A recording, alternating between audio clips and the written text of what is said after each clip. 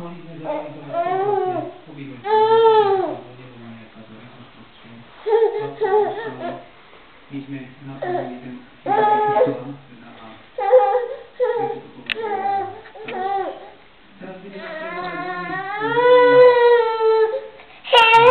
obdobie operačné, a tam naozaj je veľa potenciálnych rizík, možností komplikácií. Tých najzávažnejších. Dawaj, Bobko. No wstawaj. Wstawaj, Bobak. Wstawaj. Bobkoś.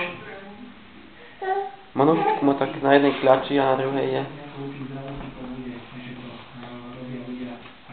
No, powiedz, už som hore. Gdzie? Maćko.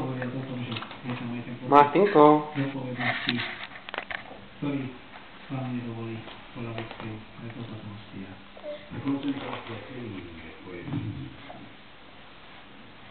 na deti sa boli pozrieť dnes o 9.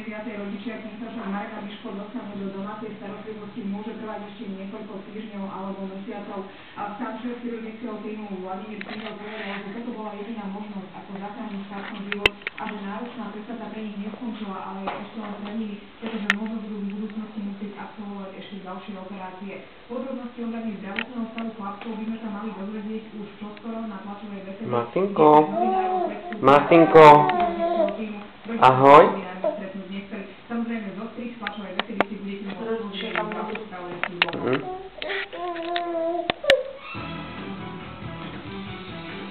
Maćku, urob papa. Martinko. Urob papa. Maćko. Urob papa. Papa.